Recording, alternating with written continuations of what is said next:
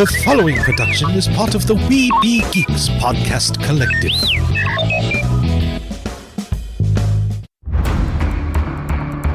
From days long ago, from uncharted regions of the universe, comes a legend. The dream that came through a million years, that lived on through all the tears. It came here, the Fandom Nexus. Fabulous secret powers were revealed to our host as he plugged in his microphone. I have a podcast! Here he is, your Spider-Pan, Jeremy.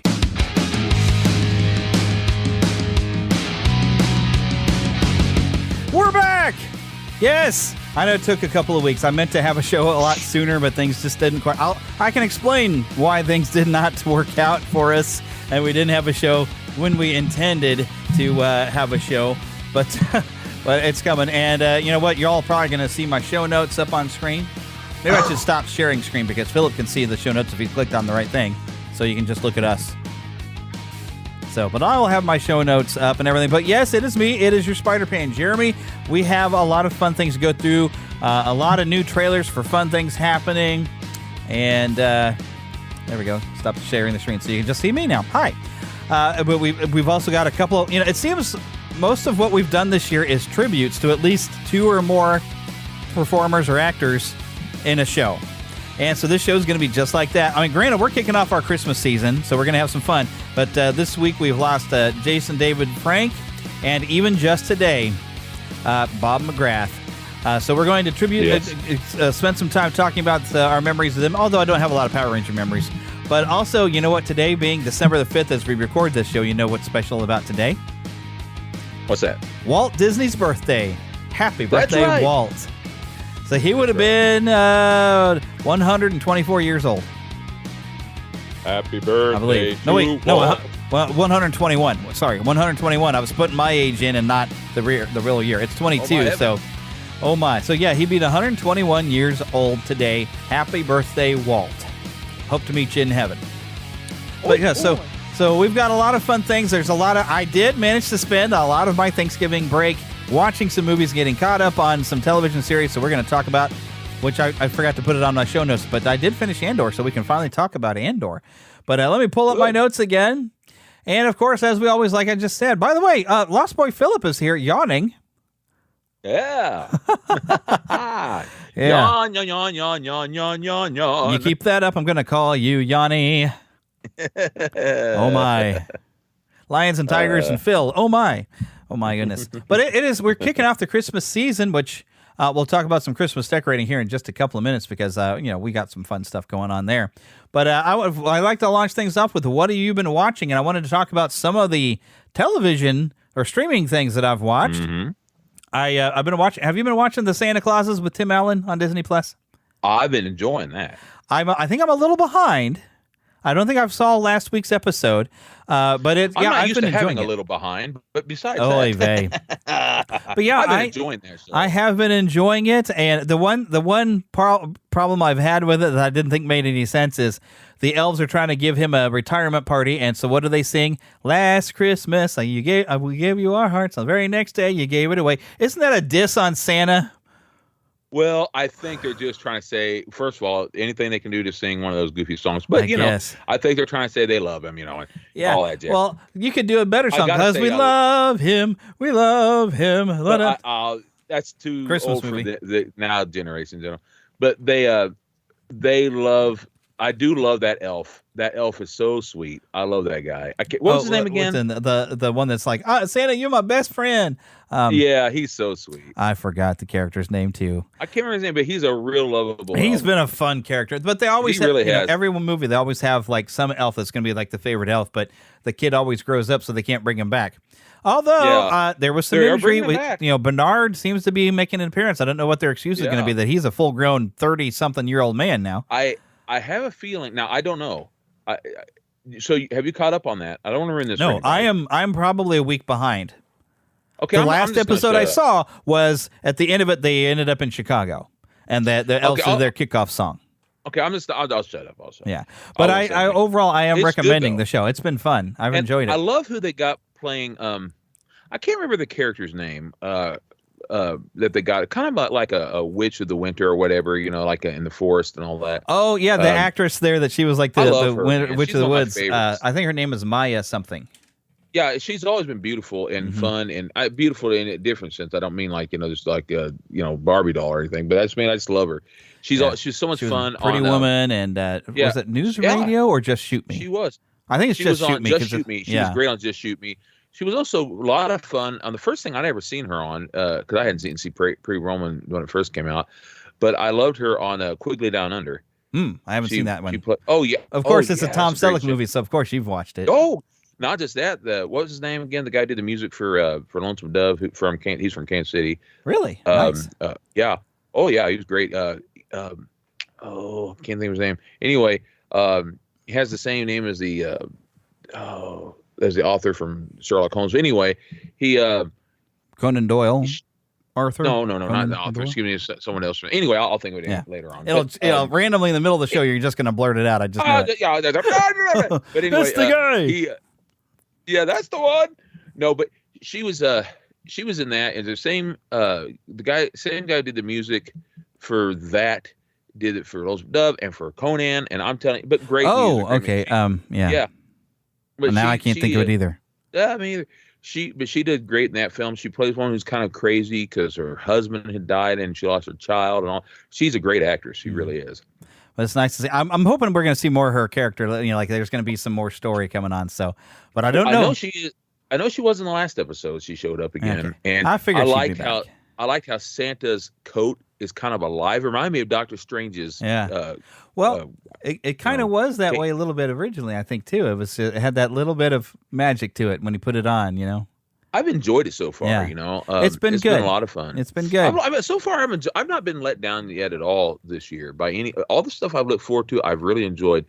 There might be a few things in some of the things I look forward to, but as far as a whole, I've enjoyed them so far, and everything so far. Second thing I got caught up on Disney Plus. There's a couple of different shows, but Andor. We finally got a finale for Andor. Oh wow! Yes. And that was one. It was a slow burn, but once we started building that tension and building the tension, then it exploded like a reactor. And whoa! Yeah. It was, to me, it was like a Yule log that it takes a long time, but once you get there. Woo! What you did, except it was a Yule log that at the end had firecracker in it. Oh yeah, it did. Woo! That got really good, and I'm looking forward to seeing it a little because I feel like we're just getting started with the adventures of Cassian Andor as a rebel spy. So I'm looking forward to another season.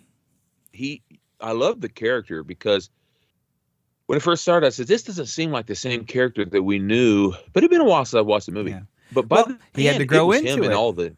Yeah, that's what I liked was that we just didn't get the writing was so well done. We just didn't get the same guy. We saw him as a jerk, really. I guess he shouldn't say jerk, but he was very just self-interested a little bit. Yeah, other than he wanted to find his sister, Well, and you can't really blame him that he didn't want to be pushed into this war he couldn't really do anything about. You think about it, people don't want to a lot of times get involved with battles and stuff you can't win in our world. Yeah, but this is not a world on a planet or in a country. This is universal. Yeah, what galactic can you do? At least. You can't do. Yeah, there's nothing you can do. You're up a creek. And I loved how basically he was forced into it. So you're like, okay, heck with it. I've got no choice anyway. But by the end, he got to. I don't think it's like. It seemed like in the beginning, everybody knows, the Empire, I don't really like this Empire, but there's nothing I can really do about it. But by the end, he'd seen just how nasty the Empire was for his time when he was arrested for no good reason, sent to a prison where he was meant to work until he died. He got to see how nasty the Empire really was, and so he was like, no, I've got to fight this. I love that. Because they try to make it in some of the films like, well, it's just a different way than what other people want. No, it was their way or our death way. And I love that in that prison scene. I hope I'm not ruining it for anyone, but we want to be careful. But but in the prison, at first people are like, well, we're just going to work our way and keep the peace or whatever. And then finally, it was like, we'll just serve out our sentence. Yeah, and that the whole thing was all a facade. The cake is a lie. That's the best way to say it. Yeah, it was a facade. You do what we say and you can go your way. Nope, that was all of a menagerie. It was. Is it? Mirage. You're not going to get anything. Mirage. A menagerie is a completely different thing. Okay, never mind. Sorry. That's a collection of animals, but a mirage. It was an illusion. Yeah. It was a lie. From the pit of the pit of the dark side. That's right. It was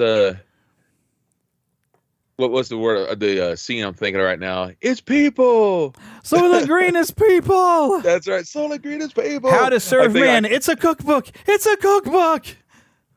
You know that's supposed to be this year, right?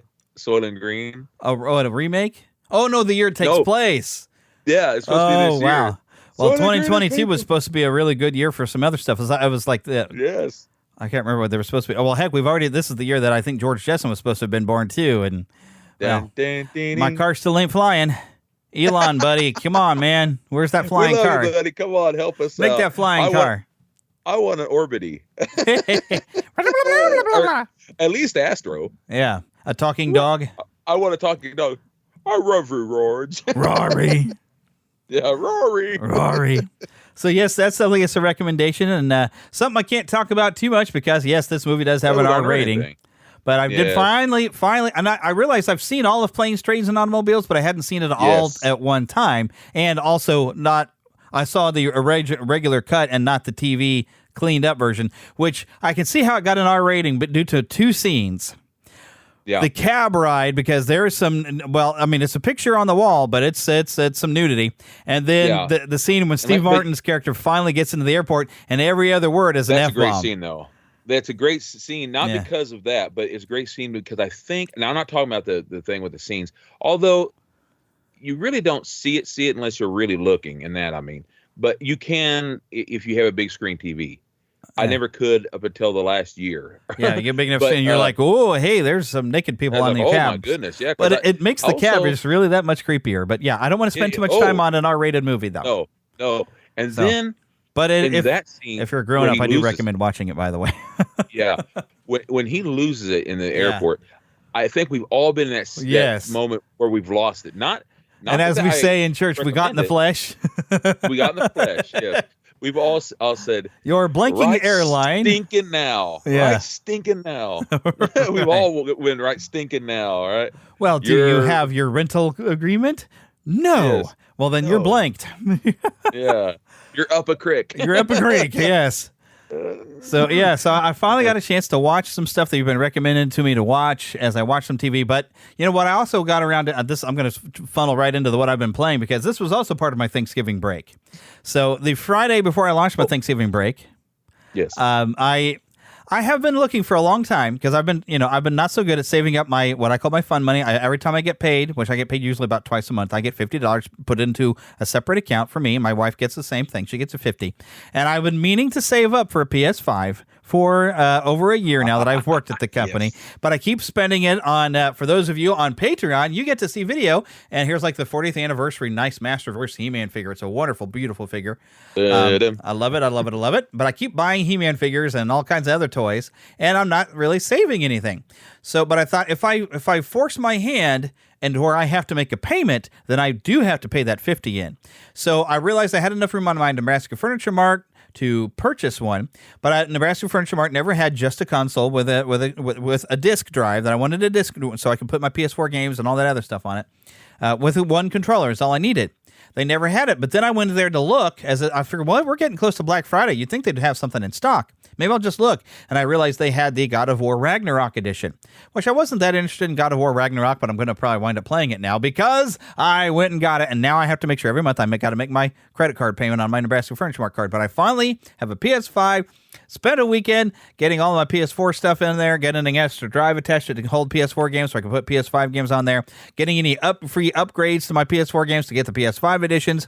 And now what the funny part of it is, I was so proud of myself for having beaten the Spider-Man and gotten a platinum on that Spider-Man PS4 game, that now that I got the PS5 remastered edition, because I did go ahead and I bought the Miles Morales, so I have a disc copy so I could get the free full upgrade and own an upgrade, they came up with 2 extra trophies for me that I have to earn to re-get my platinum.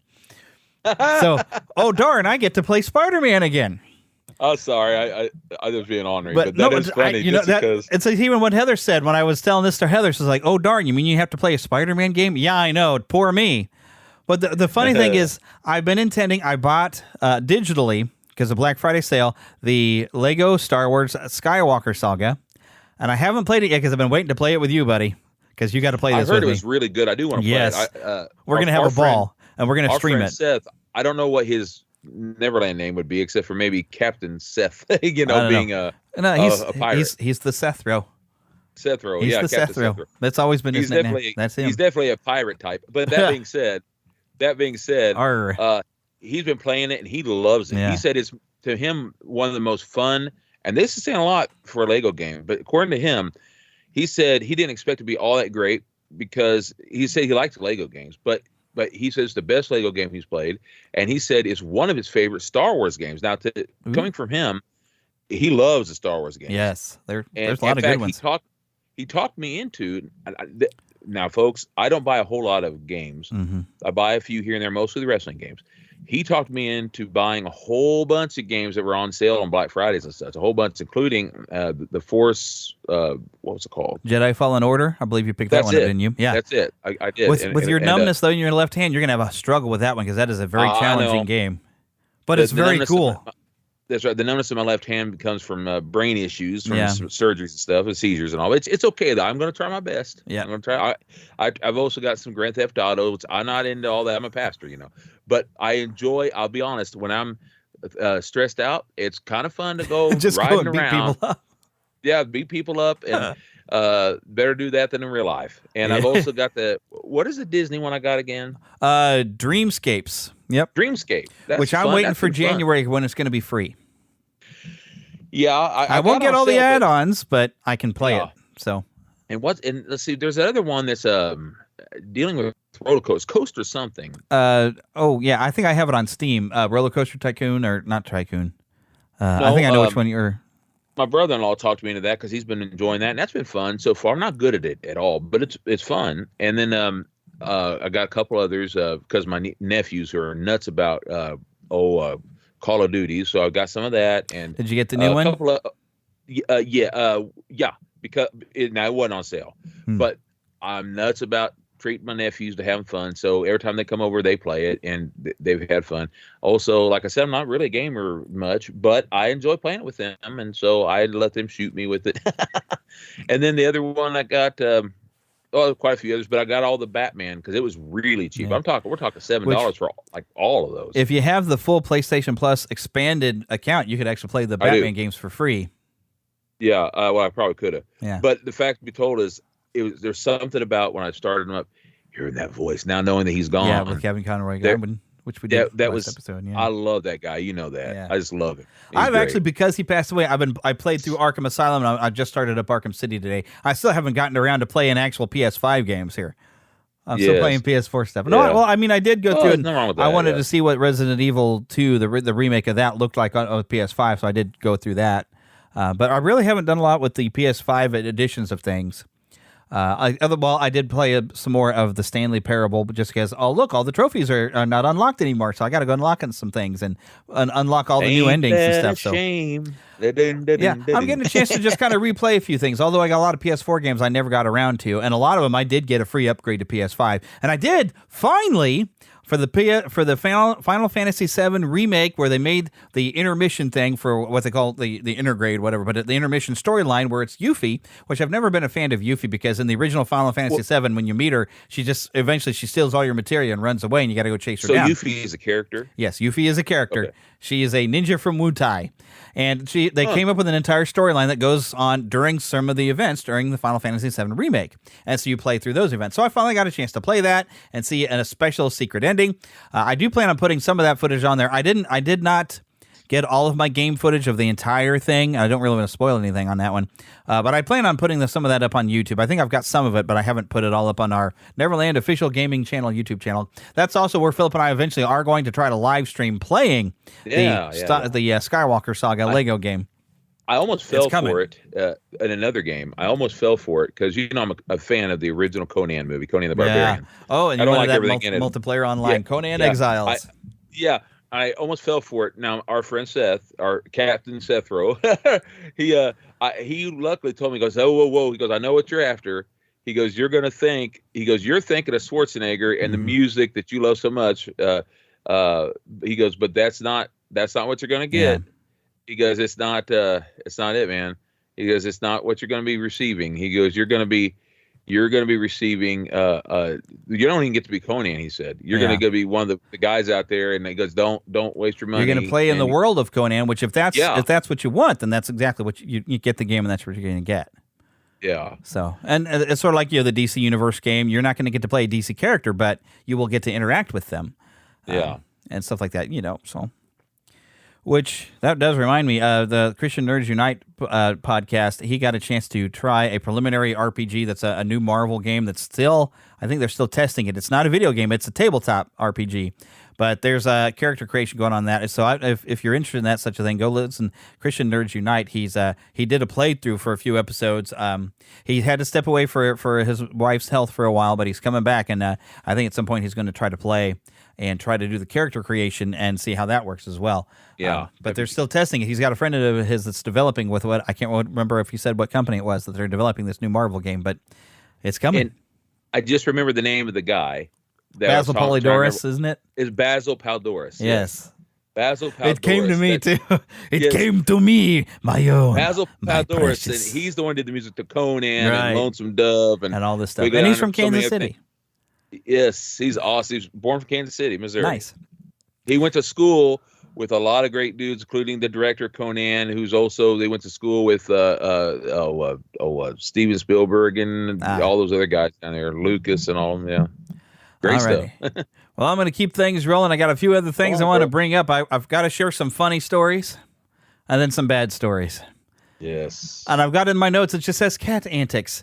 Throughout the course of going around and coming up to Thanksgiving, at one point, and those of you that follow me on Facebook, you might, I don't know.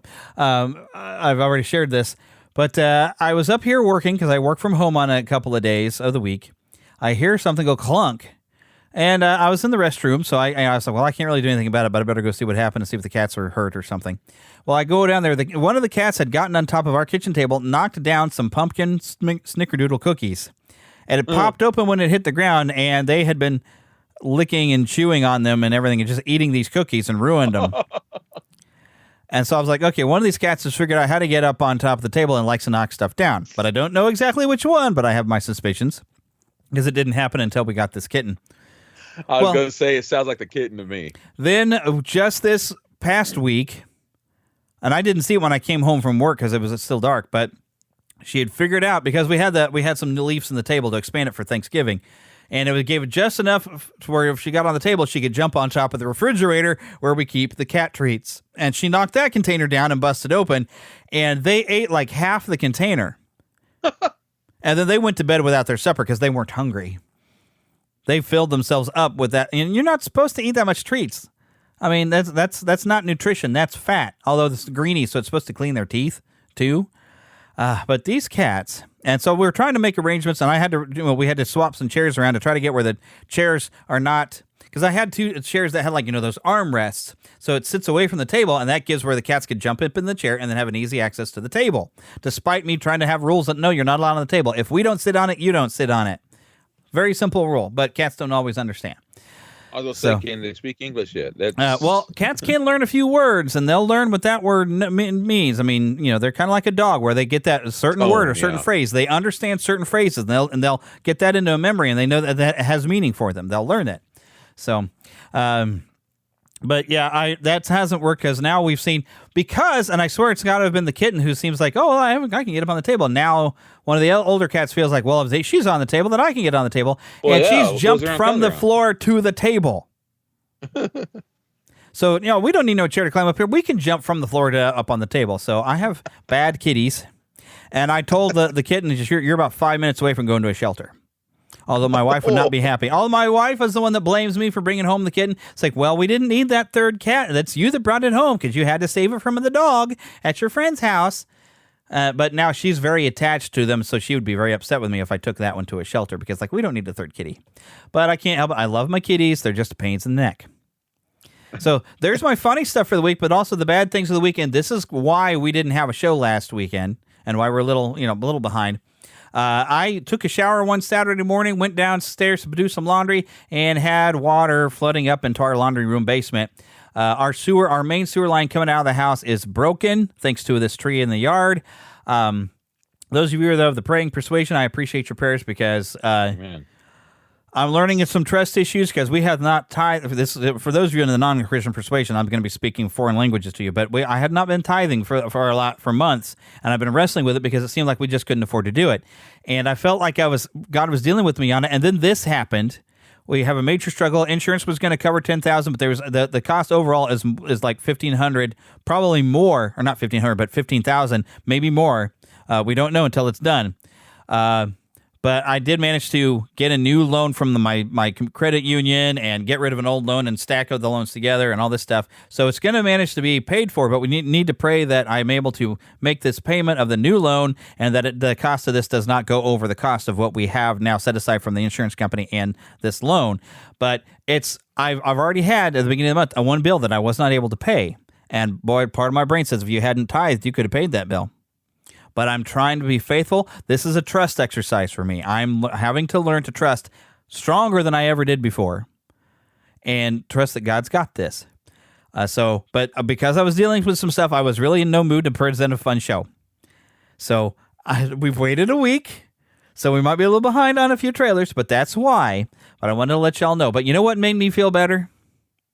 And I think I already told you this, Philip. What's that, brother? It's December. It's Christmas month.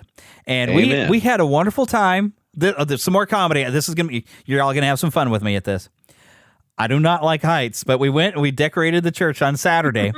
And, playing, I brought in, I dug through where my Christmas music was. And, I got a Frank Sinatra CD and Bing Crosby and Pearl Ives and Elvis. I got some good Christmas music. And we put it on like a spinner in the church, and we're just playing the Christmas music and putting up a tree. But Philip's mother had me go and climb up to the rafters of the church and wind garlanding around it. And then when I was done with that, she said, can you climb up onto the roof of this here thing and hang our giant wreath up in our big upper window? And I was terrified. Terrified. I didn't tell anyone you're doing this. That wasn't me. I've kept that to myself. I do not do well with heights. I'm scared of ladders. I don't like being up on ladders. And the transition from being up on a ladder to get up onto the roof is scary because there's that, I have to change where my center of gravity and my balance is. And so I was kind of crawling, and my inner Spider-Man was going, but Philip was staying with me. He says, don't worry, man, I'm not going to let you fall. Philip was out there with me. And I got the wreath up, but it was scary to get from the roof back onto the ladder as well. So, ooh. What was humorous to me, though, and I can say this to y'all, it was humorous to me. I was like, so we have this Spider-Man / Peter Pan, Spider-Pan here. And he's scared of the heights. And I was like, I'm not going to make fun of him for this because it happens. But I thought, this is funny to me in the sense I didn't laugh, but I was like, this is funny looking to me because if the people were there with me on the show, I could say it now, seeing how you open up. Yeah. I was thinking, there's some giggling going on because we got Spider-Pan here. I'm scared he's going to fall. I wish my pixie dust was real and not fantasy, though. You remember the Hook, the movie Hook? Not being in the slingshot would make me very happy. Happy, that's right. Exactly. But this is, if you're having a rough time, it's been a rough year. It's been a rough few years. It's Christmas time. That's right. Do some decorating, listen to some music. Mm-hmm. And even I had to post to Facebook, I'm not sure that we're going to be able to get people gifts. Although I did find we've got room on a credit card, and I'm going to try to get some little things for people. Because I feel bad if I can't. I want to be able to give people things. I understand that. That's part of the fun of Christmas. It is, but remember that gifts aren't what it's about. I know. But it's the spirit. I know it makes you feel good. I want to do stuff, and that's great. But whether you do or not, everybody loves you for you. And I'm not just talking to you, Jeremy. I'm talking to everybody. Yeah. Because sometimes people just can't afford it, and people love you for you. And when people do give you gifts, or whether they don't, people love you for you. Yeah. And Christmas is about Christ, and He was the greatest gift. And if you're not a Christian out there, and all, I want you to know that Jesus loves you, and we love you. Even if we don't know you, we love you because we agape love you. That means love you with the power and the love of the Lord. Yeah. That's how it is. Yeah. But it's time to get to some news. So I'm going to hit this button. No, not that one. Not that one either.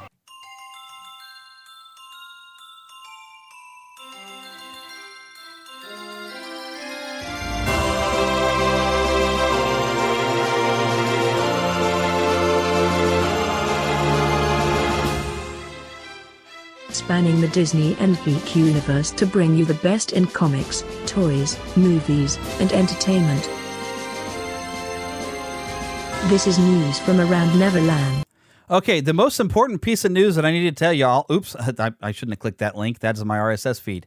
I am in the process of changing my podcast host. I've been with Libsyn for guess what? This is the beginning of our 10th season. Yes. So I've been with them for like 9 years, nearly. I mean, I didn't start out with Libsyn, but Paul of the Window to the Magic helped me get on Libsyn back then because I needed more bandwidth because I had I started getting listeners, so I needed to be able to expand on that. But I've got another guy, James Kennison, which he's been on the show before of That Story Show, has pointed me towards Red Circle because I've noticed, I tell everybody that, hey, if I'm going to have ads in the show, if you don't want to hear the ads, then become a Patreon supporter and you can get your own RSS feed where you will not have any ads. Plus, you'll get to see video occasionally of us doing the show with special guests. Right now, I'm recording video of us recording this episode, which will be up on Patreon. So you'd like a video version. There's fun reasons to come and be a Patreon supporter, and it does help me pay and cover the cost of the show. But he told me about Red Circle, and Red Circle actually has a cheaper plan that I can be on that's cost less than what I was paying at Libsyn, and I can put ads back in that they'll supply ads. Hopefully I have a little bit of choice on the ads because That Story Show, I heard an ad on his show and it was in Spanish, and I'm like, I can't understand it. I don't know what they're trying to sell me, but I will be putting some ads into this show. And if you do not want to hear those ads, come become a Patreon supporter, and that way you're still helping me out. But otherwise, listen to the ads and appreciate the fact that I have ads, and the ads will help me to fund and pay for the show. So I'll give you that there. But please, within the next few weeks, or during this month, the Libsyn feed will go away. Hopefully everything's switching you already over to this Red Circle feed, but you may have to go and search the feed down again and make sure you're using an RSS feed for that says Red Circle. I am going to be updating the website, neverlandpodcast.com, to have an RSS feed sending you the feed from Red Circle. I will get that updated pretty quickly. The ads will begin in January because that's when I'm going to pay for my first month. Right now, I'm on there for free. And I figure I would do that for the transition because I've already paid Libsyn for the month and I don't have to pay twice. But this is going to save me some money going over there, and plus also bring some income in to help pay for the show by having some ads in the show. So very, very important. Make sure by the end of the month you are still subscribed. You may have to search for us again, but I will provide the RSS feed on the website by the end of the month, okay? But it's very, very important. I let you know that. Something else is very, very important. I got to let you know. So if you happen to be near the Kansas City area, or you just like to travel for conventions and whatnot, March 17th through the 19th, 2023, at Planet Comic-Con Kansas City, William Shatner will be here. Yes. And when I was looking at the website, because I'm making some plans to have a couple of panels there, we're going to do some Disney panels, some vintage Disney panels about Walt himself. So I'm planning on that. I'm confirming with Kay Mellons from Marceline at the museum up there if she wants to come down and help me with one. And also, Marceline. Giancarlo Esposito, who I mainly know for being in the Mandalorian series. He was a villain in the first season. I don't remember that he survived far into the second season. If you even survived the first season. But he is such a great actor.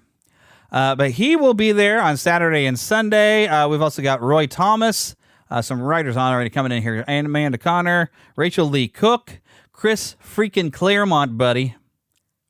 I don't know if I have any Chris Claremont X-Men comics, but I wish I had some.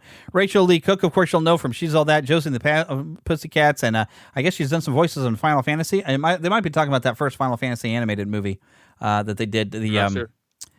Forgot what it was. I need to look up all Within. the names, man. Yeah, but Rachel Lee Cook, the photo she has, she's still beautiful. She's still all that. Yeah. So, but she's coming into town. I can't say I'm a huge fan of her, but that's pretty cool. I did see that She's All That. It's not a bad movie. It's pretty good. It was very much the 90s. That was our time, and it was. I think it was based off of Shakespeare. It was. I think The Taming of the Shrew. I think it is. Yeah, slightly based off of that. Yeah. There's only one curse word in there too, and it's understandable when she cusses. Because when she finds out what's really the story of what's happening to her, which I would say, but I don't want to spoil it. But granted, it's William Shatner. Yes, I love William Shatner. William effing Shatner. hey, you know what he did? And I mean for me. friggin'. Yeah, you know what he did for me. When I went and he he got his picture with me. In case y'all hadn't heard, I got to go meet him.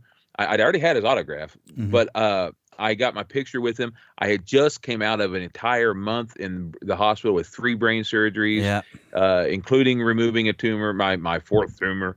And when I went to see him, I had to go, and I had just had the stitches removed from my head the day before. I went in there in a wheelchair, and so when I went to do that, I could only be there for a short while. I was so weak. Yeah. So I went there in a wheelchair. You were there long enough for us to do a panel. That's about it. Yeah. And I could barely talk. Remember, I couldn't say much. I went in there, and my friend wheeled me over there.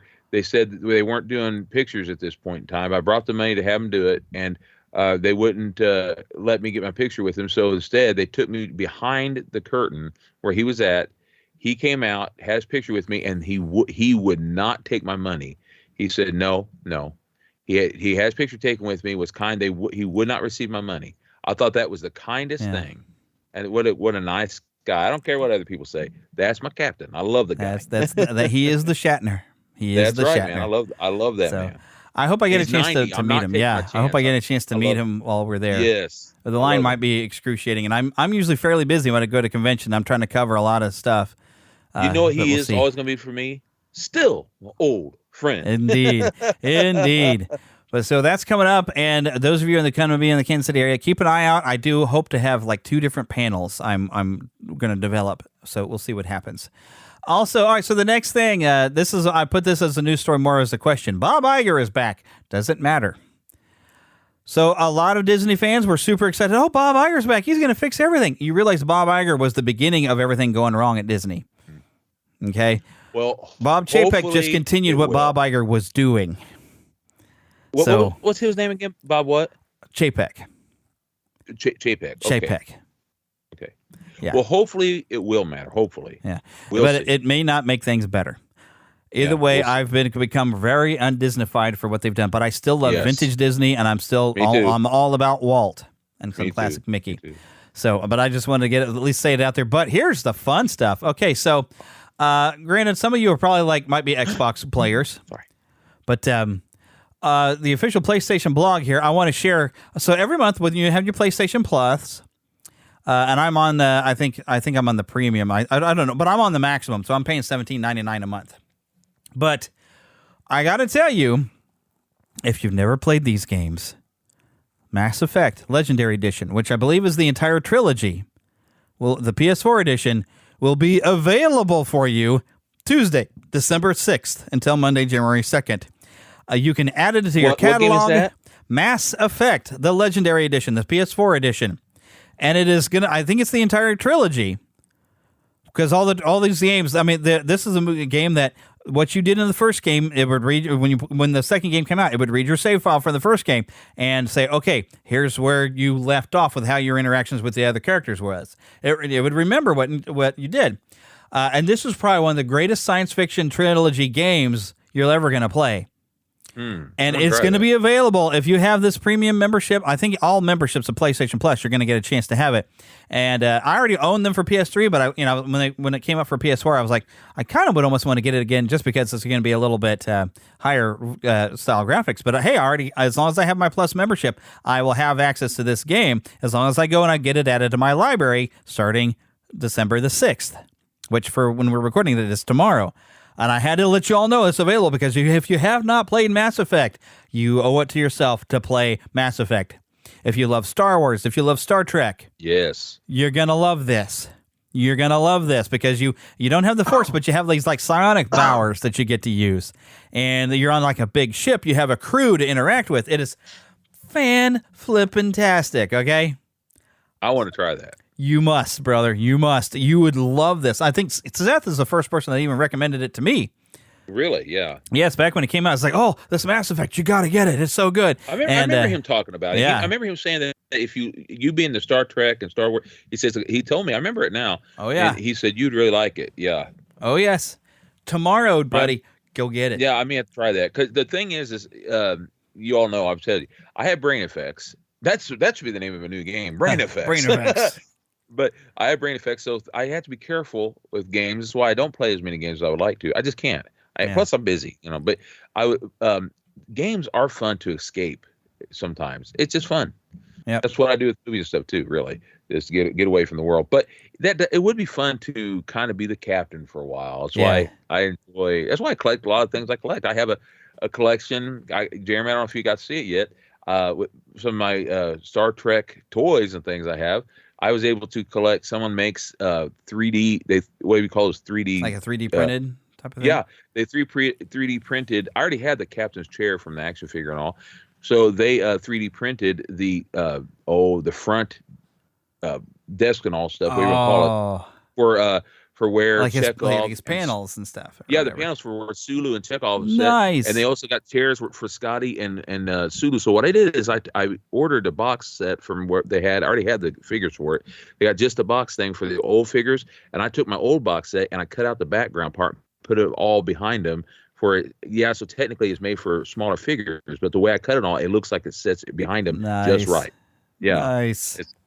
You'll like it. It's like you're on the set. And I even took old what they call pom poms, and with that one Kirk I have in the green, I have pom poms all around where it looks like he's sitting with tribbles. I think you took a picture of it and showed. I feel like I saw it. Yeah, I think I did. But yep, so that's all I have for some news, and I got to keep the show rolling. So it's time to get into our inner redneck and go to the trailer park. There you go. Mama, another gator got in the house. Another gator? Give me that shovel. Come here. Get him, Mom. Get that gator. The Neverland Trailer Park. All righty, so first, Transformers: Rise of the Beast. I didn't even know this was coming.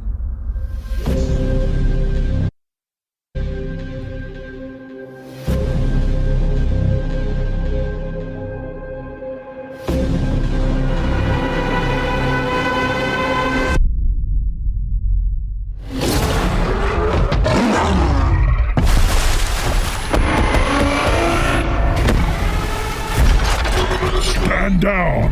I'm not the one to fear, Prime. There is a darkness coming.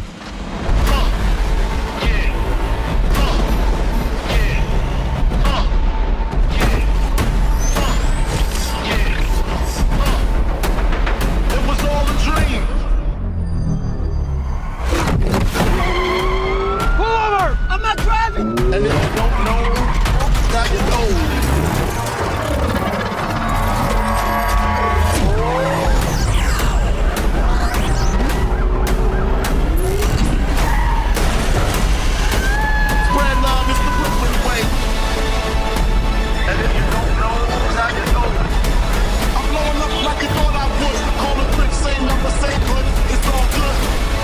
Of all the threats from both your past and future,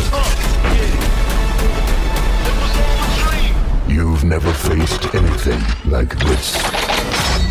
Let them come.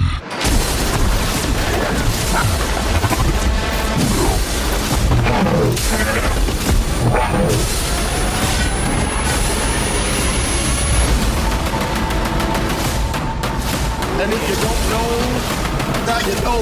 This can't be real. This can't be real. Oh, okay, it's real.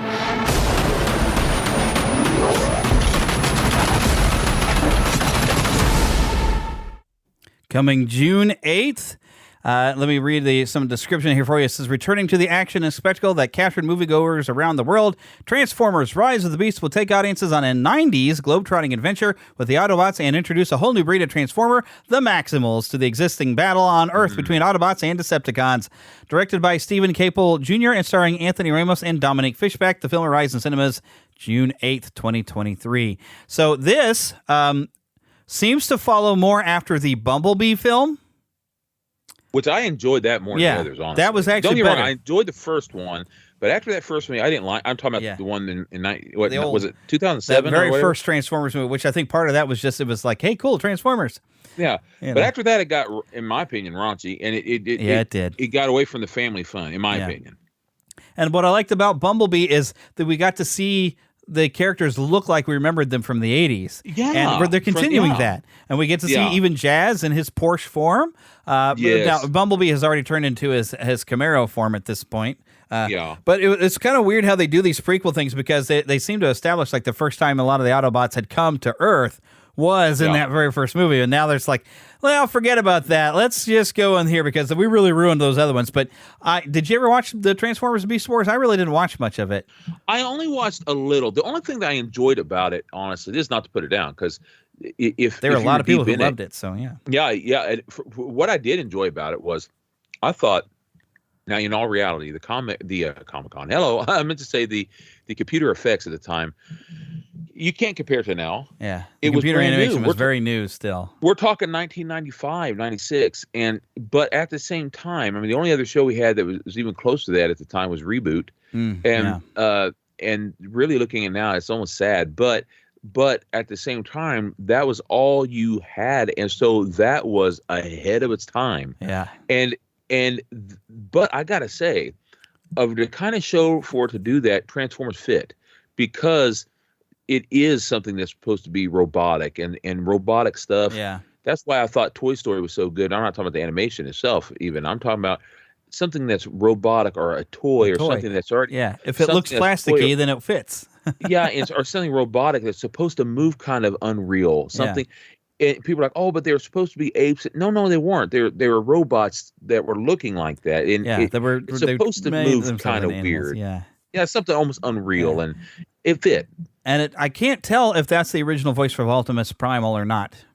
I think it is. I think it might be, but I can't be 100% sure. If it's not, the guy really has it. He does a good voice for Optimus Primal.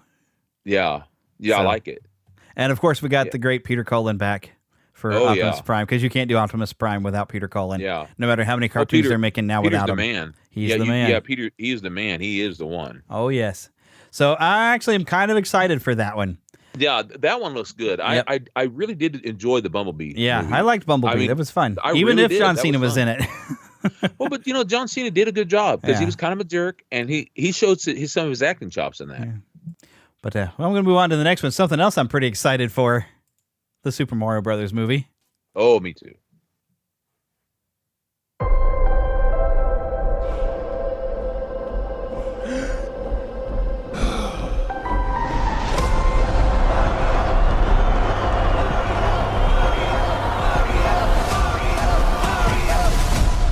All right.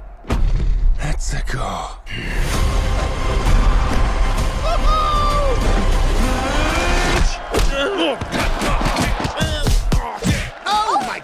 Okay.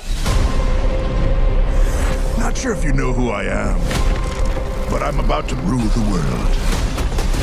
Wow, yay. But there's one problem. There's a human, has a mustache just like you. Do you think I know every human being with a mustache wearing an identical outfit with a hat with the letter of his first name on it? Because I don't. Bowser is coming. Together, we are going to stop that monster. How? Look at us. We're adorable. I got this. No problem. Yes! Come on, Mario! Our big adventure begins now! Ah! Get it off! Get it off! Get it off!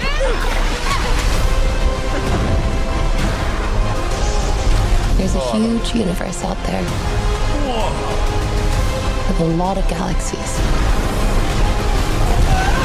They're all counting on us. Mario! No pressure.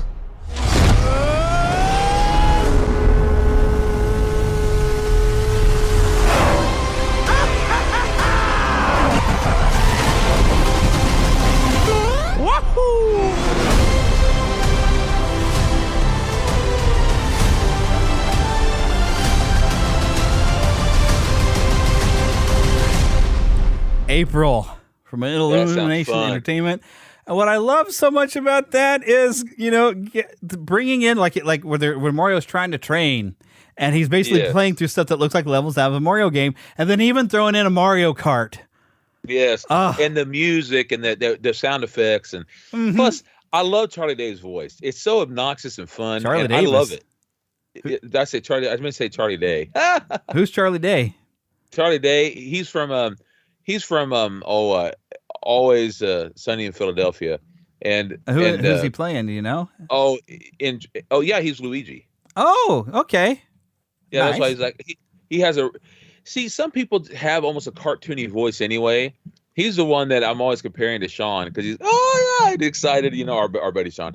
He's always getting this real excitable voice, and then suddenly kind of goes back down but that fits perfect. Sounds a little like me. So Luigi. Yeah. What also I love about this is Chris Pratt. There's so many people that have doubted Chris Pratt and what he's going to do as Mario. But then at the end, as he's kind of hops his go-kart there, he has this little woohoo. Sounds just like the Mario we know in the 3D games. So I'm like, come on, y'all. Perfect. He's got it down. I am super excited. I'm stoked. Bring it on. Is this kind of you may not know. I don't know if they've shared with this. Is this somewhat of an origin story? This is Mario and Luigi first coming into the Mushroom Kingdom, and they're even going to be hinting in on Luigi's mansion from the look of things a little bit. They're going to bring everything you know of the Mario games and bring it together. I like it. Something else I'm super excited for, though, Guardians of the Galaxy Volume 3. Oh, can't wait. We were gone for quite a while. But no matter what happens next, the galaxy still needs its guardians. Hello, we come in peace.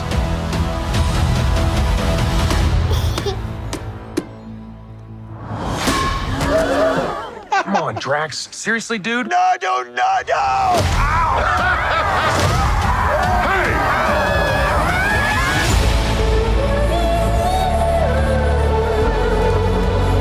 Please don't copyright strike me.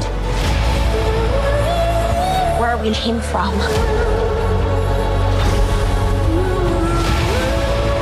We have been running our whole lives. Pete, I'm done running.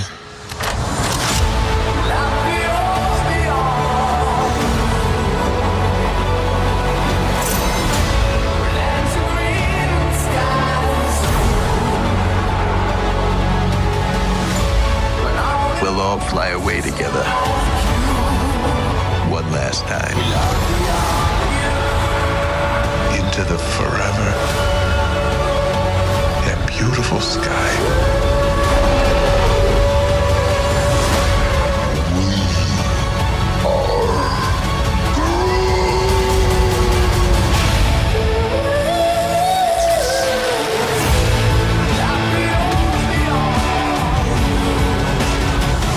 Kill anyone who gets in our way. No, not kill anyone. Kill a few people. Kill no people. Kill one guy, one stupid guy who no one loves. Now you're just making it sad. May 5th, 2023. Can't wait. The fun thing is, like, normally we have like these 70s or 80s classic rock songs, and now we've got a 90s rock song being used in there, which I hope to be, I don't get a copyright strike for that song being kind of used fairly heavily in there. But, oh my goodness, We only got one look at Adam Warlock, and it's the actor who kind of not quite the Joker in the Gotham series. Also, he's in the speaking of the Jedi. Wow, the Star Wars. And we were just talking about that game. That's not him. That was a young man who was on what was the name of that show? No, he used to be a dorky dude. Okay. Dorky. I think I can think the other actor. They look very similar, but yeah. They do. Okay, I think I know who you're talking about. But the thing is, people are like, oh, he's a dork. He was on that movie where I hate to use this filthy reference, but he got bit by a spider in that movie or whatever it was, and he got swollen down there. And but what happened, he ended up later on becoming buff when he played a Viking in this show. I watched it on Netflix. He's part of it.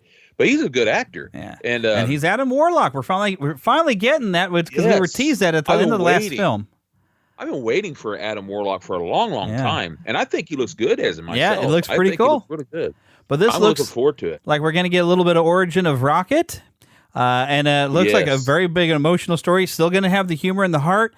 Yes. I'm excited about this. And while we're mentioning this, I also got to give my recommendation to the Guardians of the Galaxy Holiday Special that's on Disney Plus. That was great. That was fan-stinking-tastic. And I love Kevin Bacon as himself. Yes. I thought he could have acted a little more like Kevin Bacon, but Kevin Bacon, he did a pretty good job behaving like himself. Yeah. I almost believed he really was Kevin Bacon. I almost, I don't know. I thought they could have got someone who could have acted a little more like him, but he tried. Yeah. No, I'm kidding. And I kind of want the soundtrack because they had a lot of fun music in that as well. Some original songs even. And what I loved about it too, I don't know how many of you have seen the Star Wars Holiday Special, whatever they called it. But I loved how they had a lot of references and salutes to that. That was awesome. Bit of a nod, yep. But I really got to keep the show moving because we're almost an hour into it, and I got a lot to do. So we're moving on. I have one last trailer. I miss the desert.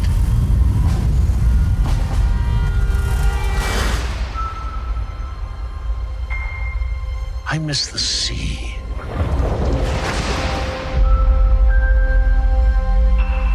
And I miss waking up every morning, wondering what wonderful adventure the new day will bring to us. Those days have come and gone.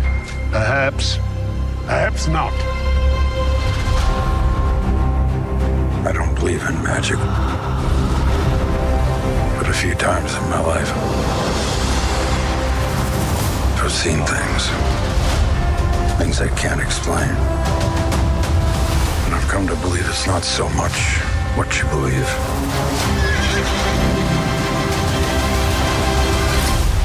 It's how hard you believe it.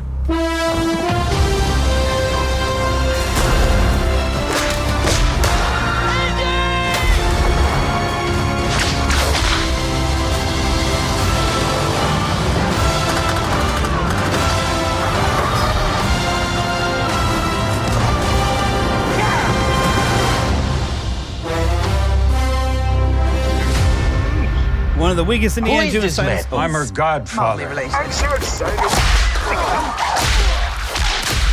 Get back.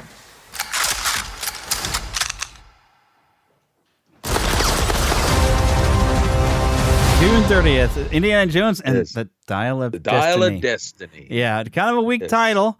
Now, I like the title. I'm used to it already, but let me read this. But we're not done. Go ahead, Harrison Ford returns as the legendary hero archaeologist in the highly anticipated fifth installment of the iconic Indiana Jones franchise, which is directed by James Mangold, known as Ford versus Ferrari and the Logan.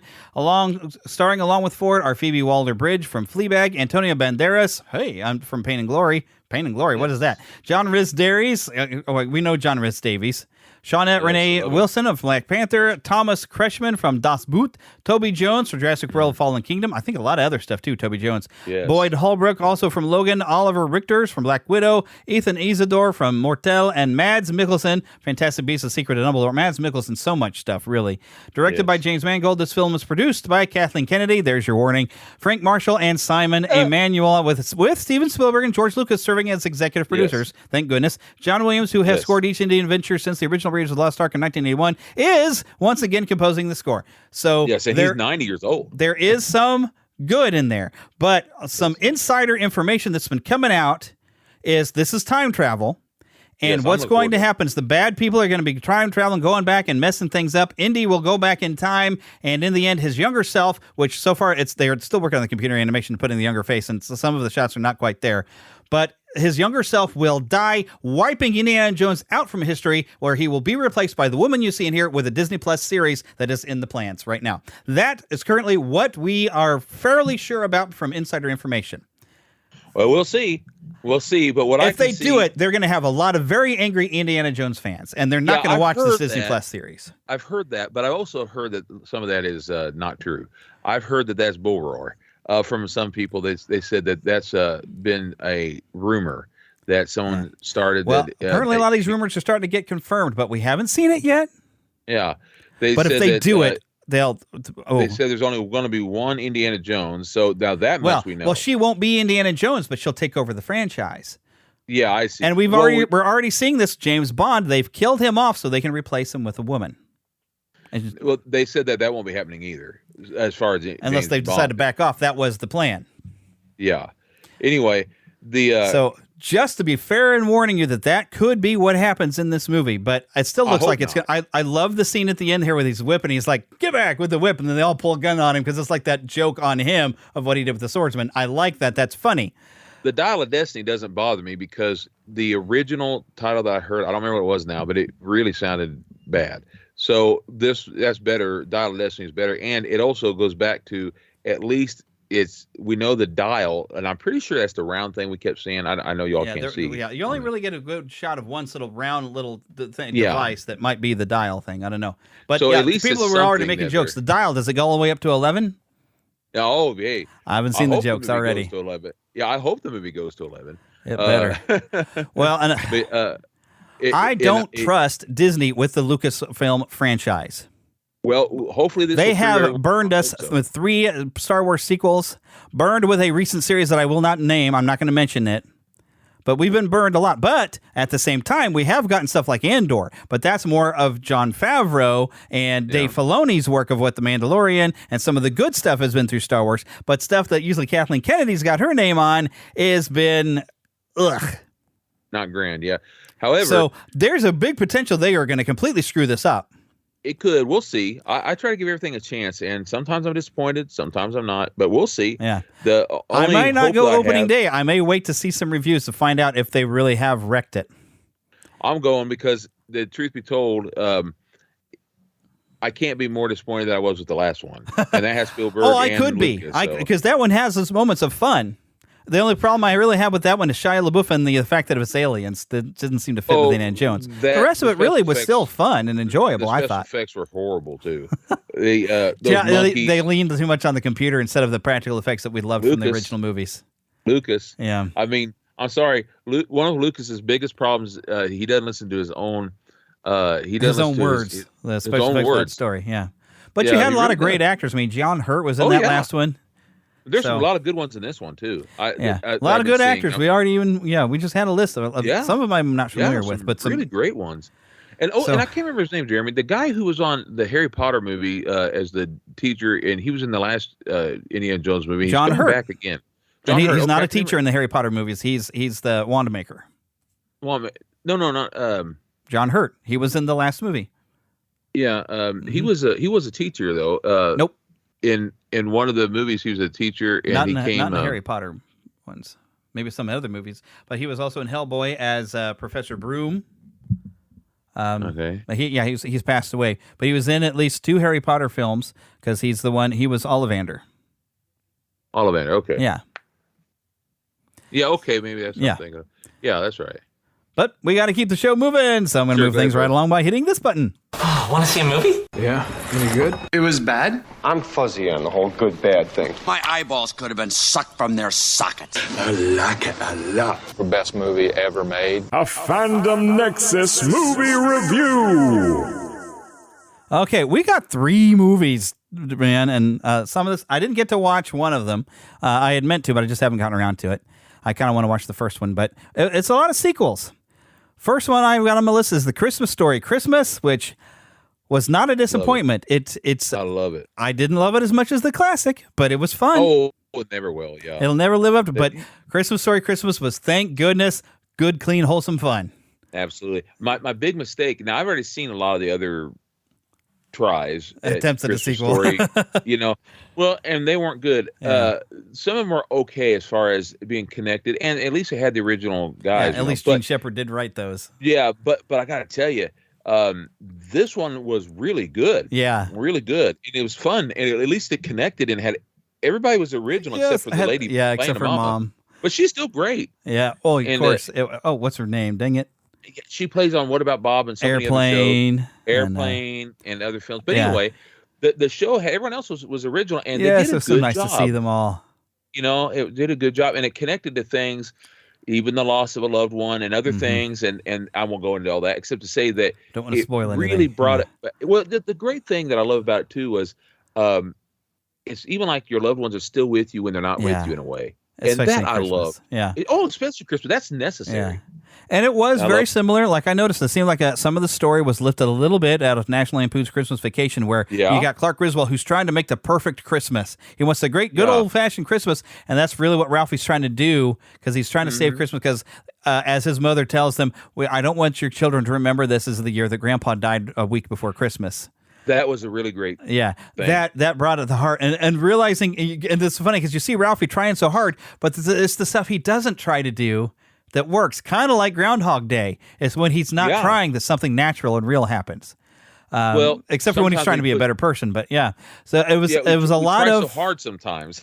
Like because there was a lot of accidents and a lot of oh no, and then that was fun. We had a snowball fight, and then oh no, a lot of oh no things going wrong that you're like but instead of being stressful, there's so much heart behind the things that go wrong. I watched it 3 times already. I love. There's just so much. The truth is, a lot of times I did that when I was trying to go to sleep and I couldn't, because it relaxed me. It's so relaxing to see them again. And they even got the guy to play his brother come back, and that was nice. It was good to see him, because it's almost like a family reunion in a way. People you've grown up with, you know what I mean? Yeah. And it was great we finally get to see what's the name of the neighbors? Help me, my brain is golly,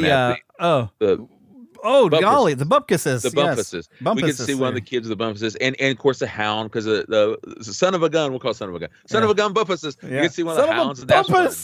The Bumpkuses. And they adopted Ralphie instead of his old man. But that's the truth. When you do lose a loved one, as you know, I've lost my father. And a lot of times I find myself taking up the mantle in a sense. And now so does my brothers. Yeah. They take up his mantle. My sister did too. My sisters, we have our fathers with us and our mothers, and we try to take up the mantle to keep spreading that joy. I tried to do that for my mom. Others do that for their kids, and all. We try to help keep that cheer going and be that part of them is still going, and so I understand it. It makes sense, and they are with us in a way. And there's definitely a very predictable subplot going on. That you kind of know where it's going, and you see it at the beginning. It's like, oh, okay, it's when this happens, he's going to be able to this. And one thing that's definitely different, though, I mean, the first one, what makes the original one so much fun is everything's from a child's point of view.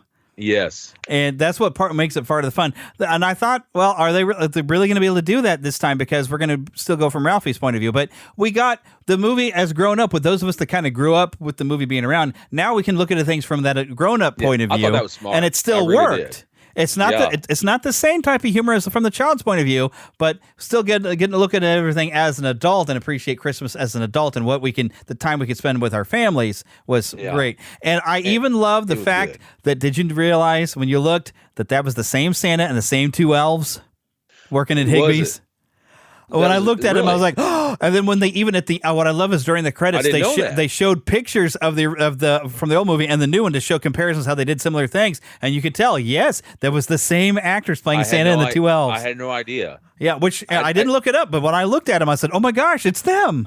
I know I did, because they didn't look the same to me, so that's why I just assumed they're older, but you could see it in the eyes and the face. I was like, oh, they even got them back. So it was just a really nice. It was almost like a tribute to the original film in a lot of ways. So it was worth watching. And yet it gave us what we wanted. You know, it was great to see fan service. To see Flick and what's his name, Schwartz, or what's Schwartz? Schwartz? Schwartz, Vengeance, and like they've been at it this whole time, wanting to hurt each other. It's so much fun. Yes, I just loved it. I love seeing that. All right, but we got to move on to the next movie because I got to keep the show rolling. We're already over an hour. So Disenchanted, I didn't get a chance to watch. I kind of want to watch the first one first before I watch the second one. Yeah, but you watched it. I would if I was you, because you were super excited. Oh, yeah, I love that first movie so much. And this one was good, too. Now, it's almost like with every movie. I'll always like the first one better. But I would really like to have the soundtrack to this one. Because now, again, I like the first one better. You like the music better. But it was good. And I like that it's not trying to woke or anything. It's just trying to be fun and cheerful. And it has a lot of good lessons, but not anything like Disney so often tries to do.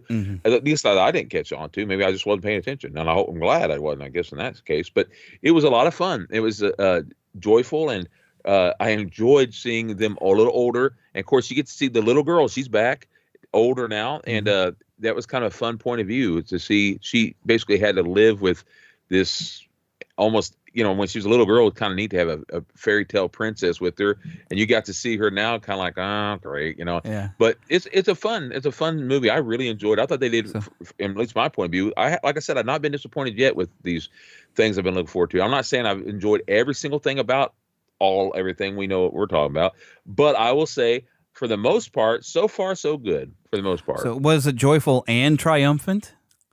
Joyful Christmas reference. and for the most part. I got to say, I really enjoyed seeing. It's amazing how I can't think of his name right now. The actor who played the prince in the first one, James Marsden.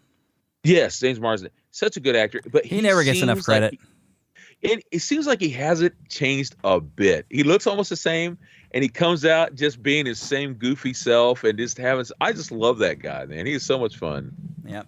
All right. You'll love it. Third movie, Spirited. Yes. Now, I've been seeing there's people who've really enjoyed it, but it took me a while to kind of dislike it because I was trying to give it a fair chance, and I was really wanting to like it.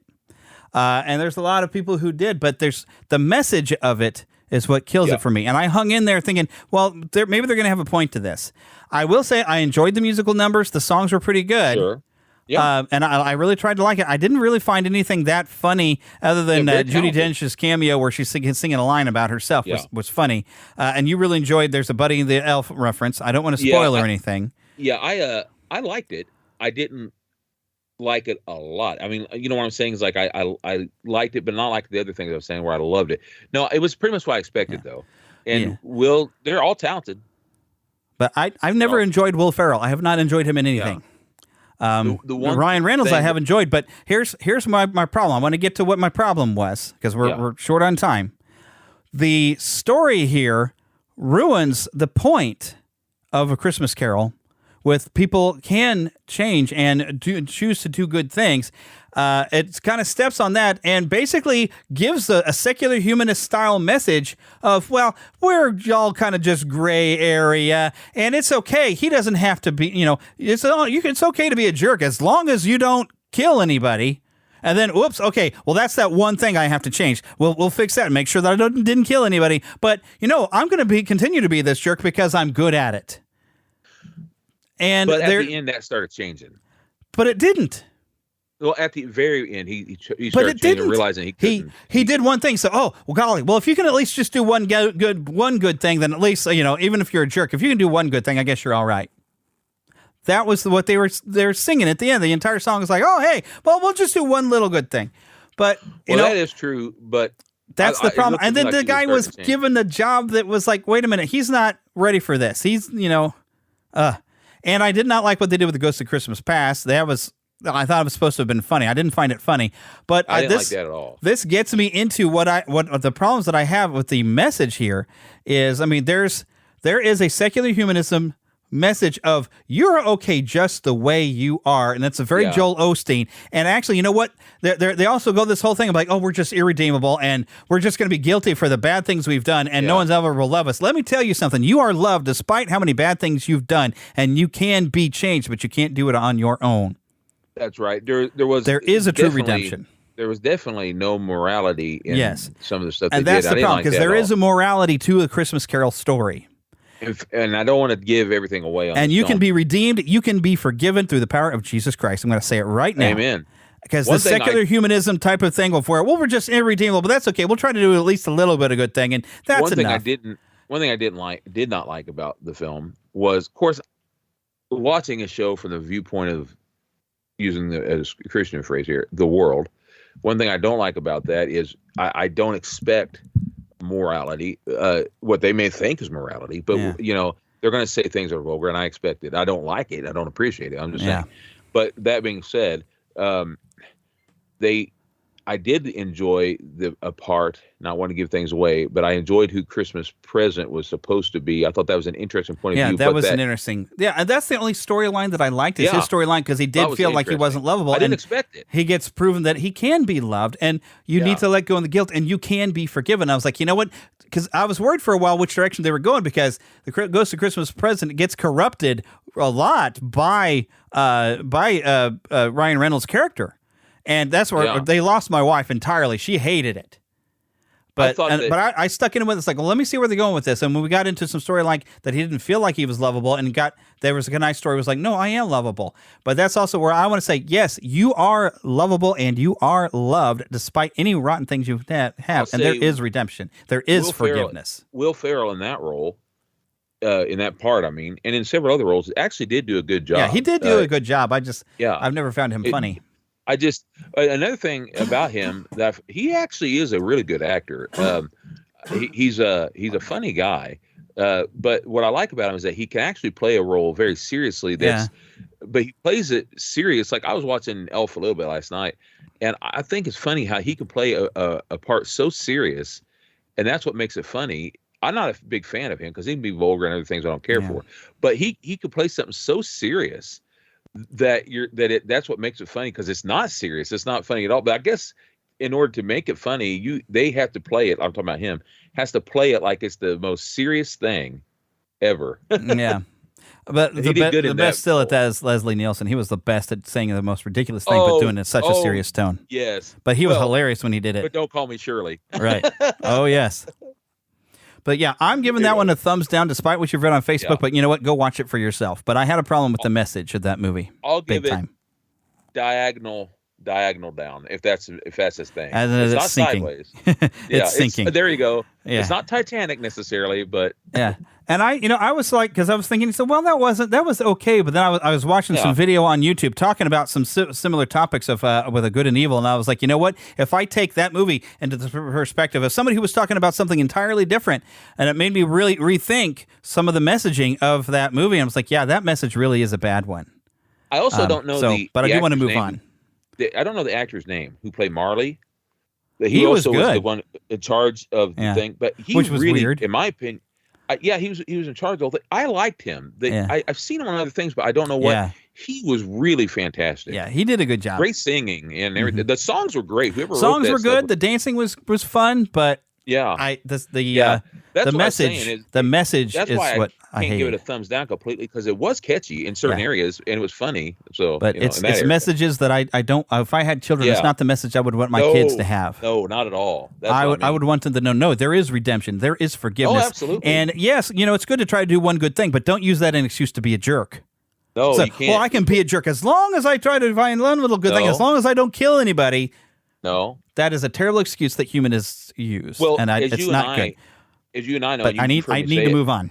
I really do. You and I know, you've heard me say many times, by our actions we are known. Yes. And I'm going to remember you more as a jerk other than the person that, I try to do something good every day. Yeah, well, yeah. Because we have two people that I want to throw some tribute to. And we'll start here with, I need to move the image of you of Skype around so I can see. Robert Emmett McGrath was an American actor, musician, and children's author, best known for playing original human character Bob Johnson on the long-running educational television series Sesame Street. And I will always remember him for singing songs on Sesame Street, because I still have on a DVD somewhere, and I think you can even watch this somewhere. I think HBO Max has it, that Christmas special. It's not quite Christmas till Bob McGrath sings his if isn't it a true blue miracle, then I don't know what one is, that's part of Christmas. So I appreciate him, and let me, a little bit of his early life. He was born June 13th, 1932, 90 years old this year. Yes, he was named for Irish patriot Robert Emmett. As a child, he would sing for his family while his mother would play the piano. His mother enrolled him in the Roxy Theater's amateur program, where he came in second place, and he graduated from Marquette High School. Then he graduated from the University of Michigan in 1954, where he was in School of Music. And while attending Michigan, he was a member of the University of Michigan Men's Glee Club and of the fraternity Phi Gamma Delta. Where during fraternity events, he washed dishes while fraternity brother David Connell waited tables. A connection which David Connell would use when casting began for Sesame Street. So after graduating, he was inducted into the U.S. Army, where he spent 2 years in Germany, booking and performing in the 7th Army Symphony Orchestra. McGrath obtained a Master of Music degree in voice from Manhattan School of Music in 1959. He actually worked with Mitch Miller and was a featured tenor on an NBC television sing-along with Mitch, which I'm sure you've heard of. Let's see. I not watched it, but... And when is it? There we go. From 1969 to 2016, McGrath was a regular cast member on Sesame Street, playing the character Bob Johnson, along with the series matriarch Susan Robinson, who played by Loretta Long. McGrath was one of 2 longest-lasting human characters on the series since the show's debut.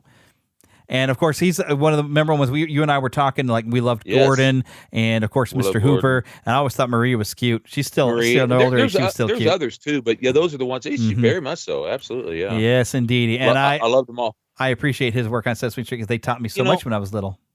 The funny thing is about characters like that, like people like that, I mean, as a kid, to me, they always felt like family. Yes, they did. I'm not trying to sound corny, but that's one of the reasons why to this day, I'm looking at it right now, I have every episode of Andy Griffith. Aunt B, as I say, is an expression, by the way. Yeah. Aunt B and Andy and Barney and all of them, I'm getting all teary-eyed here. They feel like family to me. And I love Beverly Hillbillies, and all those characters are connected to Petticoat Junction, all that. They're all part of the same universe, if you will. I love them because they feel like family. Bob McGrath here and others, they feel like family when you watch them every day as a little child. We're talking 3 and 4, and until you start going to school, kindergarten, and all, and even then you come home. Those people almost feel like family. You grow up with them like you would your family. You go to see your grandma, and then you come home and you watch Bob McGrath and them. They feel like family. You know? They helped you to learn. They taught you to speak and ABCs. Taught me how to count. Taught me how to read. I mean, I feel like when I got into kindergarten, I knew more than I thought I did because I learned it all watching Sesame Street every day. Yeah, I did. Although I couldn't do the Electric Company right after because they'd scream at me at the beginning of Electric Company and scare me to death. Watching Sesame Street, and then, hey, you guys! Oh, I didn't like being yelled at. I love Morgan Freeman, even as a little boy. When I was older, I was able to watch, and I enjoyed the Electric Company. But when I was little and they'd come screaming on there, I was like, no. So, I remember I was used to it. There was times I was like, because when I'd be over at Grandma's house and we'd be out going for a walk or whatever, or doing her Avon selling, I was like, Grandma, I have to be home by noon because I got to watch Sesame Street. I would be stressed out that if I was going to miss Sesame Street.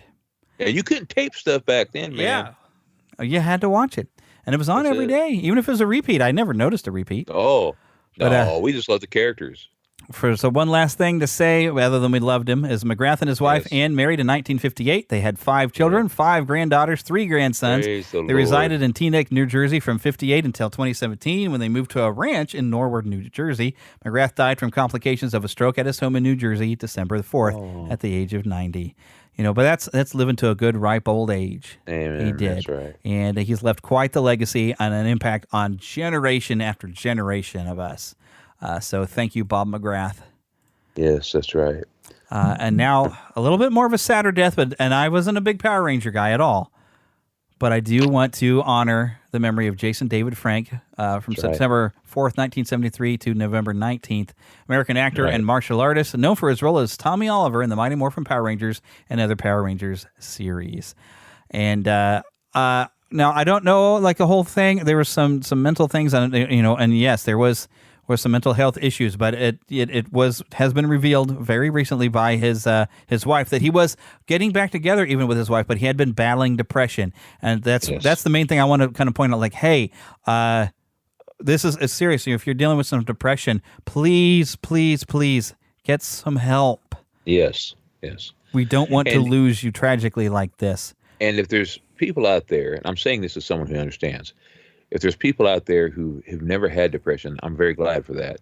But if you know someone who does, try to have an understanding heart. Yeah. Because a lot of people, and I'm talking about, I've heard it before, a lot of people will say, well, they know better. No, they don't. If you're going through depression, it's something that is not just a mental thing. It's a physical thing, something they can't help. And I've gone through it. I've had to take medication and still do it, to be truthful, because of the brain issues and surgeries and all I've gone through. I have to take that stuff. It's something that I physically can't help. And I'm so glad. Now, the sad thing is the first one I was on made me gain weight. I don't take that now. But this stuff that you have to be saved by this. And the Lord has strengthened me and helped me to realize that I'm here. God has me here for a reason. He loves me, and he loves you too. And incidentally, I know where Jason David Frank is. Yeah, because he's a good. I'm going to read this. Go ahead, brother. I'm going to read this right here because that's where you're headed. Right ahead, brother. So Jason David Frank was Christian and said he began attending church after the death of his brother. He married his first wife, Shauna, in 1994, and the couple had 2 sons and a daughter. They divorced in 2001, and in 2003, he married his second wife, Tammy, and the couple had 1 daughter. In 2022, Tammy filed for divorce. At the time of his death, they had begun to reconcile. But yes, that's the important thing. He was a Christian and began going to church after the death of his brother, and that makes all the difference. But this also, yes, even though you are a Christian, and we even preached about joy this week. Yes, depression can still happen to a Christian, and you can't control. It is a chemical thing in your brain that and even James Kennison, who's been on this show before of that story show, struggles with depression, and my wife even deals with depression. It happens. Christians can suffer from depression. I don't let anybody tell you different. It can happen. People will tell you you're weak. Yeah, and you're not weak. You just can't help it. It's like having any sort of disease. Turn to Jesus. There's illnesses, and we'll pray for you, and you can pray. Amen. Pray God would take it away from you, and maybe He will. But odds are you might have to deal with it your entire life. But please, please don't kill yourself. That's right. You are valued while you are on earth. There is a reason for you to be here. Don't let Satan get in there. Those inner voices. And tell you otherwise, that you are not valuable and that people would be better off without you. People will hurt when you are gone. People will miss you. And I sometimes get depressed modes. I don't think I suffer from full depression, but I have in my head like that I just want to give up. It's like, you know what? I'm tired of this. Can I just go to heaven? Can I just die? Because I know I've got an eternal reward with God. But if I'm still here, that means there's reason for me to be here. It's something that I have to remind myself of. There's times, hey, I've thought it before, and look, I may have said it before. At one point, now keep in mind, I had just come out of brain surgery, and all of this, and then I had someone in my life who didn't want me anymore. All these horrible things being said. So I thought, well, if no one else wants me, why do I want to be here? But praise the Lord helped me and used others to help me, and I seeked help right away. Got things right in my life, and got all my medication corrected and everything else. And I promised God then I will never, ever, ever, ever do that ever. And I got things right, and I'm fine, and I'm here. And I had to remember something: I'll never go against God's will, not intentionally. Never go against God's will. And if God has me here, that means it's His will for me to be here. So I will never try to step in front of God's will ever. Mm-hmm. Him first. Then others, and you. That means Jesus others you. That brings joy. Jesus others you. There you go. Amen. And that's why your life is important, because the impact you're having on other people. Sometimes you never know the impact you have on other people. Amen. But when you get to heaven, I look forward to sitting on God's lap and have Him show me my life through His eyes. And you'll say, "Oh, now so that's why that had to be that way." And I'm sure Jason David Frank is seeing that, and I'm sure for a moment he's like, "I'm sorry, I could have done more if I hadn't have done that."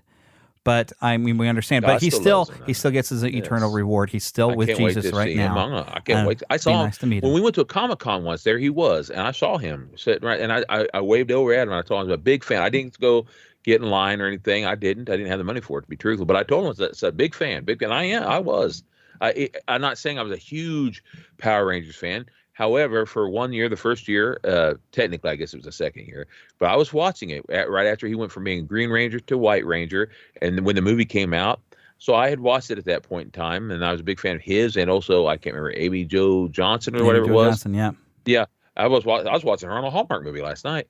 But anyway, I'm a big fan of those two. That was a great thing. It was fun. Those are fun days. 94, 95, fun days. But he did a lot of things in his life. He even started a Christian group of like mixed martial arts. Yes, he did. But I was kind of hoping he was going to be able to bring that to town someday. I wanted to go and check it out. Because, even though I'm not a Power Ranger fan, I did sit in because I figured I owed it to the fans of the show. And I sat in to hear the guy who was the original Red Ranger. And that guy's pretty awesome. Yeah. He's a pretty awesome guy. And I enjoyed going to his panel. I wanted to go to a panel with Jason David Frank to hear his story as well. In fact, Jason David Frank was the opportunity. Jason David Frank was the Power Ranger the most. He was in there a long time. Yeah. He kept coming back. Wasn't he on movies too, doing different martial art movies and stuff? I could be wrong. He did some stuff with Bat in the Sun, which is a fantastic YouTube channel and fan stuff.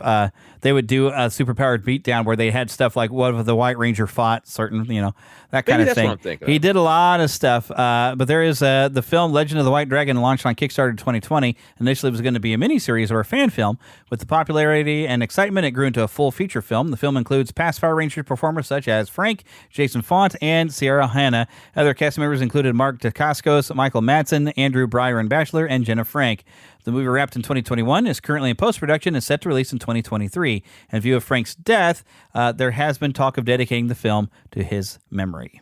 That would be great. But looky there, in the Superpower Beatdown with Bat in the Sun, it says on November 7th, 2013, Frank appeared on Superpower Beatdown as the White Ranger, taking on Scorpion from Mortal Kombat. And I do remember watching that. And because I wasn't a Power Ranger guy and I loved Scorpion in Mortal Kombat, I was rooting for Scorpion. But I think White Ranger did I think win, if I remember. But I think usually they do like two alternates of who would win based on people voting. But there was some film career. Let's see, Legend of the White Dragon, Making Fun, The Story of Funko. He popped up as himself. Power Rangers Legacy Wars, Street Fighter Showdown, Power Rangers. He was an Angel Grove citizen in the 2017 Power Rangers, I guess. Crammed 2, Ho Ching, The Blue Sun, Fall Guy, the Jon Stewart story, the Junior Defenders, Paris Turbo, a Power Rangers movie, and Mighty Morphin Power Rangers, the movie. And it actually has some video game credits here for Power Ranger video games that he, I guess, did some voice. Did some video capture for something called Piper.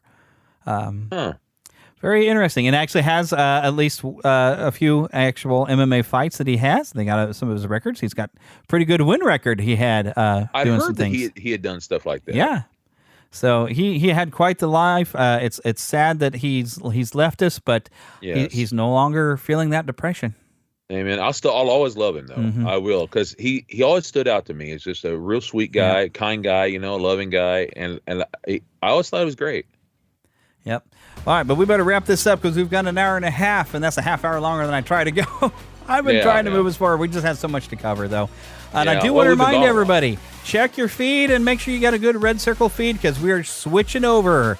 And prepare for some ads next month, unless you, of course, become a Patreon supporter, which I totally invite you if you go to patreon.com/Neverland Podcast. Also, neverlandpodcast.com. I haven't had my membership for a while. I had to shut down my membership, but my podcast reviews, I still have a link there. I think the affiliate link is still good.